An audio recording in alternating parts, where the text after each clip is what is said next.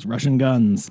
Indeed. All right, folks, welcome. This is the Tell Me a Story podcast. I am, of course, Tom Daly, sketchy old Tom, here with my good friend, the Doctor of History, Shawn McCarthy. Shawn, how are you? Very well, Tom. And yourself? I'm good. That's good. I'm real good. And we're going to talk about the Crimean War today while we consume some Irish Red Garrison. Indeed. From Halifax, so not from New Brunswick, but Halifax in Nova Scotia, a city we're also quite familiar with. And you say they have a Crimean War Memorial down there. The old burying ground in Halifax, the big British Lion. Yes. Right there up over top of Sevastopol. I've seen this too. Where the big siege took place in this particular war. Yeah, it's not the graveyard on Barrington Street, which I am most familiar with. But folks, Shawn, let's, or is it? Is that it is? It is. Oh, gosh. Barrington Street, yeah. What a night that was. That's it. Those who know. Tell Me a Story is the name of the podcast. Thanks for these lovely mugs from All Decked Out. Yep. And Cindy, Joel, thank you so much. Yes, thank you so much. Loyal viewers, great friends of the show. Loyal viewers of the show, yeah. That's it. All right, so the Crimean War. I got to admit, Shawn, most of my learning from the Crimean War comes from my favorite band, Iron Maiden, the song "The Trooper." I don't have the Trooper shirt anymore. You gave me that, and I wore it to hell, but it's more holy than godly. There you go. To steal one of your figures of speech. So that's how I learned the whole history. Because it was like, oh my God, in fantasy warfare, did the British ever go up against the Russians? And they did. They sure did. The Mighty Roar of the Russian Guns and the Charge of the Light Brigade, the poem, Alfred Lord Tennyson. Yep. I do believe. That's right. Yeah. So the British, charge on horseback into the guns and all die. That's it. But the way that poem and the way that song, the way they sing it, exactly. You swear to God, they won. Yep. But that is... Theirs is not to question why, theirs but to do and die. Exactly, yeah. And that's a great thing about our imperial history. Tell it in a way that you always won. Always. Never admit defeat. The glorious defeats. The glorious defeats, yeah. Someday we'll do the story of General Gordon because there's a local connection to that tier 2. Oh, God. So we got another great, imperial defeat that was somehow lionized into this great moment. Perfect. But yeah. I love it, yeah. But that's it, yeah. All right. So, Doctor of History, I'm going to lean on you hard for this episode. Tell me what fascinates you about the Crimean War and when did you first start hearing about it? I guess I probably heard about it mostly in university. I learned a little bit about it in my British imperialism class. Anyway, it's as you say, it's an interesting war because you don't hear hardly anything about it. No. And again, Britain and France working together for like the first time ever, really kind of on the same side. Yeah. And fighting Russia. Yeah. That's like, like a Ultimate Warrior, Macho Man, Randy Savage team up, there in 92 or something, isn't it? When you don't think it's going to happen. That's it, exactly. Yeah, that's it. The Ultimate Maniacs. Indeed. They were a little bit more successful than the Ultimate Maniacs, though. That's it. France did collapse, but not like the Warrior. That's it. I was going to say, is France the Ultimate Warrior in this one? France is clearly the Ultimate Warrior, yeah, that's it. Wow. That's it. Because Imperial France, like the Ultimate Warrior, just kind of came and went a whole bunch of times. Yep. Fast, glorious moments. Exactly. And then that's it. Into the Randy shadow. Savage, like Britain, a little bit more consistent. Yeah. Until America, the great Hulk Hogan came along. That's right. Exactly. That's right. They need to take their medicine. Good job. Yes, exactly. So that's it. Of course, Britain and France going to war with Russia. The given reason is, of course, because they want to protect the Holy Land. Okay, that's what it was about. Yes, indeed. I had no idea. Help all those Western Christians be safe. Okay, and the Russians. Oh, this is about the Orthodox. Yeah. Okay. So basically, both sides are trying to basically say they're the guarantors of Christian safety in the Holy Land. France saying, of course, we're doing it, and Russia says, no, we're doing it. We're doing it. Yeah. Really, that's kind of what they say it's about. In reality, the Ottoman Empire is collapsing. and basically the British and the French want to make sure that the Russians don't take advantage of the fact that the Ottoman Empire is going to collapse. And of course, so they try to kind of get in there and try to prop up the Ottoman Empire at this time. So that explains why the Ottoman Empire hung on until the First World War, didn't it? Yeah, okay. Yeah. Weird. I did not know that. This makes no sense. You have these two very Christian countries, Anglican Britain and Catholic France, helping the Muslim Turks. Well, really, I mean, at this point, yeah, I mean, despite whatever religious rivalries and religious issues are going on, really, this is all about politics, right? Okay. You know, if the Ottomans collapse, the Russians are going to come in. The Russians are going to become more powerful. You're going to have Russian ships in the Mediterranean Sea. The French don't want that. The British don't want that for sure. Okay. So that's it. So basically, they want to keep Russia kind of hemmed in its kind of its own kind of little sphere of influence. Weird. Okay. So no wonder Russia's bitter then. This makes sense. So they want Russia to really kind of focus east. They don't want Russia to focus west. Okay. So that's it. Okay. I had no idea. Yeah. So they don't want Russia to get into, southeastern Europe and all of that. Piedmont, Sardinia also joins really late in the game. They join the British and the French just because they want to eventually unite Italy and they want some good credit. So they say, oh yeah, we're helping out too. But that's really not. They're not major players. The big thing that we know, of course, about this war is the fact that it was that more people died in the hospital than ever died in the battlefield. So this was really, it's successful win. Yeah.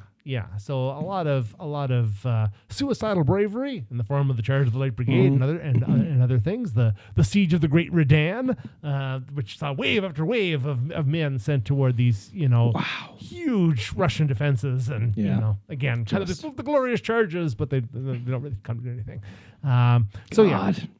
That's it.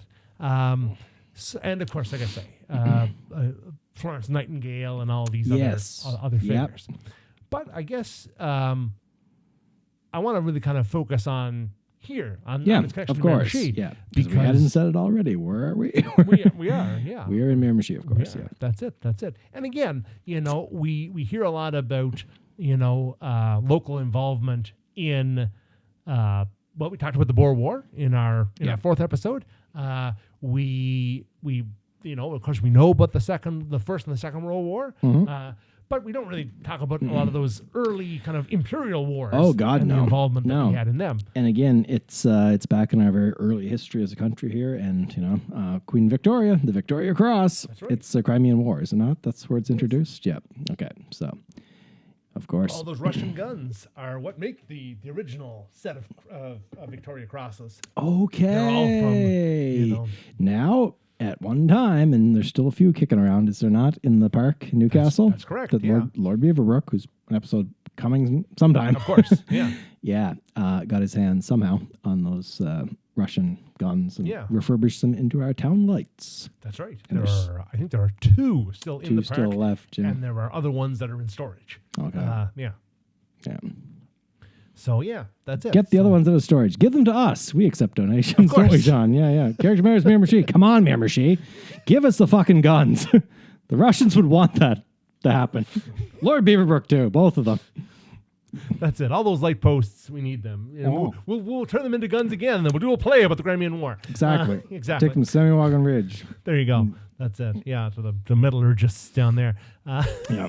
The Great War against North Barnaby. I'll make it happen. Oh, man, I'd love to see that. I can write that in a night. I'm sure you could. So what was the involvement locally? So probably the first big thing was in this war was the first time that a patriotic fund was set up. So to kind of fundraise for orphans and widows of this war. So Queen Victoria sets up this patriotic fund to do this. She names Prince Albert, her husband, the president. And she asks Britain and the Empire to contribute to provide money for the women and children who are left destitute if their husbands and fathers pass in this war. Yeah. Interesting. So the local fundraising effort here starts off pretty good. The Sons of Temperance, who I guess we talked about a couple of episodes ago in our Scott Act episode, leads the way, and then they pledged £20 right off the top. Okay. But basically, after that, nobody contributes anything. Drops off a cliff real quick. That's it. In the next couple of weeks, no money's collected. So the newspapers at the time basically say, listen, it's not because we don't want to give money. It's we need leaders. We need people to come forward and lead this thing. You know, so kind of in the military parlance of the day, too many soldiers, not enough generals. Okay. And of course, we've used that figure of speech a lot, haven't we? Yeah. Well, it's certainly something that we still see, even in our own time. Of course. So finally, John Mercer Johnson, future father of the Confederation, he steps forward. He said, listen, I'll chair this thing. 50 men come forward to form a committee, and away we go. Okay. In the end, they raise about 250, not quite 250 pounds for this effort. Most of it comes from Chatham, which I was really, I'm surprised by that too. The great Irish land of Chatham. Yeah. 100 pounds alone comes from. They did it to stick it to Newcastle. I know they did. They saw what the numbers were and like, we're going to do more to stick it to those Protestants over there in Newcastle. And they were way ahead. You know? We got to beat them bad. And we got to beat them bad. We got to kick their arse real bad. Exactly. Them Protestant, Scotch, and English over across the river. They are raising this. We got to triple the prices. And they did. They did very well. So that was kind of the big thing. The Women's Christian Union, I think, and other groups kind of top it up. But yeah, they end up making a pretty big contribution to that. So that's kind of the first in 1854. So the first year of the war. That's kind of the first big thing that we're a part of. But I guess militarily, there are some men from the community that do volunteer and go overseas. The probably best known of them is Dr. James Petrie Street, who is the son of John Ambrose Street. I like this guy. Exactly. Well, you don't. I don't like him. That's true. Yeah, I don't. Right. He's the enemy of Canada. That's right. Exactly. Oh God. That's right. That's right. So of course, from the fighting election, which I'm sure we'll do an episode on at some point as well. Yeah, we gotta do that. So the son of a prominent politician, he is educated locally and then eventually gets his doctorate in Edinburgh and his medical doctorate, the useful doctorate, not like my doctorate, not a philosophical doctorate. You know, he's an actual doctor. If you can grow a ponytail and go to Moncton, you can call yourself. What was the name again? I'm not entirely sure, but there's no chance of that. I can't grow anything. But if you shave it, that thing is smoother than a baby's. There you go. Shout out to our Peter Mitchell episode where we talked about how smooth my head was. And how much my wife liked it. Indeed. You better be listening, Clara. All right. So he begins as an assistant surgeon in this war. He goes to that famous military hospital at Scutari, which of course where so many people die of dysentery and infection and so on and so forth. God. But like I say, Dr. Street is certainly one of the good ones. He does very well, and he participates with the I think it's the 39th. No, it's the 30th Regiment of Foot, and takes part in the Siege of the Redan. And one of the stormings of the Redan in September of 1855. And even though he's supposed to be at the field hospital, he says, no, I'm going to go and be there with the troops. I'm going to treat the wounded men and as they are wounded. Okay. And so he's awarded for his bravery. His hat is shot off his head at one point. Whoa. And he's right in the thick of it. He's promoted afterward to first assistant surgeon of the 39th Regiment of Foot after that. So again, a celebrated military career that he has, and again, honored for his bravery. He comes back to Miramichi, and I guess in maybe an effort to kind of heal those bonds that his father had heal those wounds that his father had created during the fighting election, marries Elizabeth Kennard, Henry Kennard's daughter. So Joseph Kennard's niece. Yes. Okay, cool. So, yeah. Interesting. So that's it. And they live on the Kennard property, the Kennard farm in Chatham for a number of years before eventually he returns to England and he closes out his life there, retires from the military in 1879 and dies in 1893. So probably the most decorated combatant from Miramichi, but I believe there were some others. Most of the rest of them, I think, were people that were living in Britain that eventually just relocated here after the war. So weren't resident here at the time of the war, but came here later.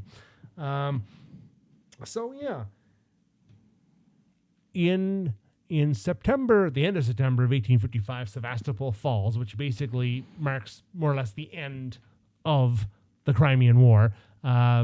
Russia will eventually sue for peace not long after that, and the whole thing is brought to a close in 1856. But when Sevastopol falls, there's a huge celebration once again in Chatham.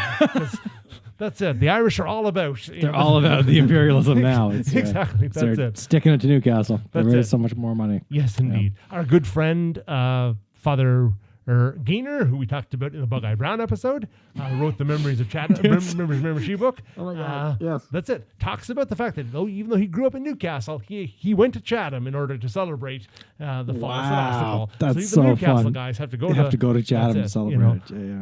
That's this Catholic priest, he's just cheering them on. Exactly. Yeah. That's it. So the whole town is lit up.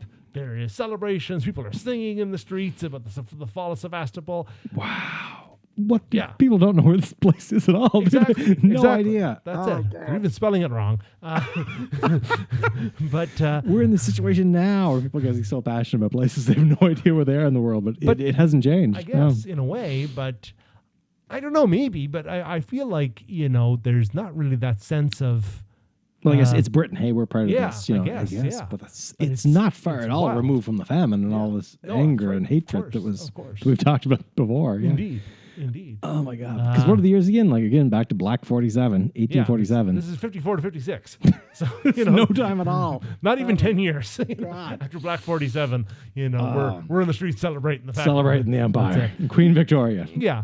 I suppose maybe they're also celebrating the fact that I'm sure probably at least a proportionate number, if not even more Irish soldiers are there than their proportion within the empire. Irish red. We're drinking this for a reason. Exactly. Mm-hmm. So I'm sure they're probably overrepresented in the military at that time. But yeah, so there's certainly a lot of celebration at that time. And again, like I say, kind of invoked for many years later the great bravery of the Crimean War and all this good stuff.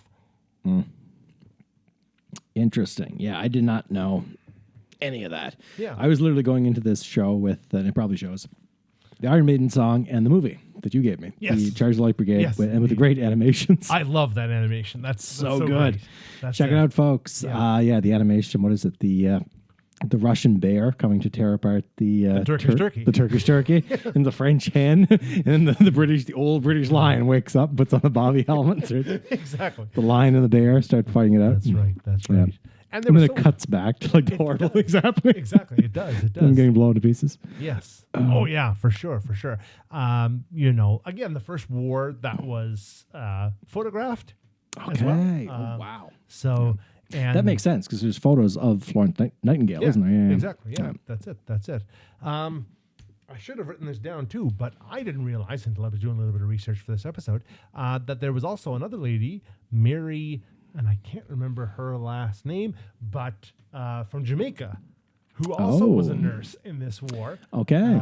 That was refused service because she was a woman. She's black. Yeah. Like her mother was Jamaican, her father was Scottish. Yeah. So was refused to be able to become a nurse. Wow, and they're hard up for nurses. Yeah. Probably. Went over on her own dime, set up her own hospital. Interesting. Wow, good for her. Yeah, exactly. Yeah. That's it. So that's it. Did she get any recognition after the fact? I mean, probably more so in the modern day. Yeah, but not she's so long much. dead by the time. So, hey, she actually did something really great.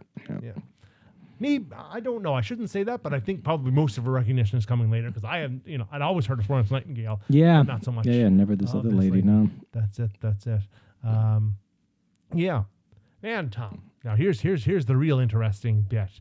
Did you know that it has only been, of course, we're filming this in 2025. Yep. So 21 years ago in 2004, one of the I'm assuming the last veteran of the Crimean War passed away. Are you serious? Indeed. Oh my God. Yes, indeed. How old was he? Yeah, so not only was this probably what I assumed to be the last veteran of the war, it was a woman. Whoa. Yeah. And she died at the age of 160. Really? Indeed. How is that about 160? She was a tortoise. So, a really interesting story. Timothy, even though it is a woman, was a tortoise, a Mediterranean spur-thighed tortoise. A type of turtle. Now I get it. Yeah. Yeah. I thought you said Taurus. No, I no. thought, well, okay, no. her sign of the zodiac. No. You thought that? No, sorry. As Tortoise. an Aries. Fuck you, Taurus. I always hated you. But no, I thought it was a zodiac thing. I was like, she's a Taurus. This is going down a rabbit hole. I did not know what was going to happen. So. Sorry. Yeah. A tortoise. So it's a Mediterranean spur-thighed tortoise. Okay, yeah. They live really old. Yeah. Yes. So it was on a Portuguese ship, was captured by the British in 1854. So impressed into service in the British Navy, was part of... You're coming with us, boy. You're carrying ammunition to the front line. Indeed. Was on board HMS Queen when it was shelling Sevastopol. Yeah. So veteran of the Crimean War. Stood down from service in... I guess it doesn't say. So then retired to a castle. Nice. After Good she retirement retired. plan. Exactly. Nice, yeah. That's it. Where she lived the rest of her life until 2004 when she died at the age of 160. Wow. So that's pretty cool. Yeah. Yeah, they do So good for live her. incredibly long. I think he's still kicking. The guy that was around on the island where they sent Napoleon. Check out our Napoleon episode, which is just a while back. Yes. He's still kicking around. What's his name? God, it's slipping my mind now. But he's on coins and everything, and I think Yeah, they live forever. Pretty well, yeah. So don't move too quick. Is the moral of the story. I guess so. That's right. Slow and steady does win the race, I guess. It sure does. Yeah. You'll never see a rabbit live that long, will you? That's true. You never will. You never will. Cool. That's right. No, thank you very much, John. That was a really interesting history about the Crimean War. Yeah. Wild. Yeah. Yeah, and to hear that effect again here, close to home, is always interesting because, again, we're technically not even the country of Canada by this point. No, we're not, we're still, very Colony of New Brunswick. much the colony of New Brunswick. That's it. Yeah. Yeah, with all of those kind of things going on in our own history at that time. Of course, during this time we had the enactment of prohibition. Oh for the God. first time. Yeah. Of course. So not long ago we did our Scott Act episode. So again, check that one out. Check that out. One of the early attempts before he was elected for the first time, Peter Mitchell was involved in the committee for fundraising. Okay. So Peter Mitchell episode. Check it out. Check yeah. that one out too. So again, he's trying to use the war as a means to kind of springboard his political career. So yeah. Nice. Yeah. So again, an interesting period, and like I say, one that I don't think we ever hear about really. No, you don't. You really don't. And Halifax has its memorial, but really, Yeah. Well, yeah. let's face it, they do memorials better than we do, don't they? Fair. But it's really cool time. Like I said, thank you, Iron Maiden, because that's how I learned about it in the old movie that we talked about. Yes, Charge Light Brigade. Yeah, the Charge of the Light Brigade. So, Indeed. yeah. All right.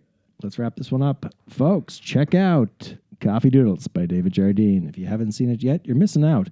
He makes incredible works of art from, literally draws on coffee stains. So you spill your coffee on a piece of paper. He draws these weird and wonderful works of art from straight out of his mind. He's available on YouTube, Coffee Doodles by David Jardine. Link in the description below. Or if you want to head over to TikTok, he's over there too. And he's got a unique fan club over there.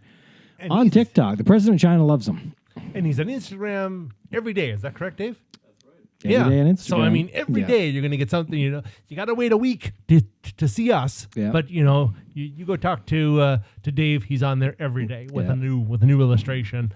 So the kids love him. The kids love him. Well, He draws children's books too. He does. Yeah. That's it. Yeah. Check out Creepy Dave. That's all we can say. Absolutely. Yeah. He has kids, so people There can't you believe that. But Creepy Dave has kids. He sure does. The only one who does. That's three true. of us. That's Yeah. true. Yeah. We're on an incremental level. Dave's married and has children. You're married. I had a small anesthetic dog, that's but it, Creepy exactly. Dave That's has it, two that's children. Yeah. And I'm just by myself. So that's it. I'm all that can stand me.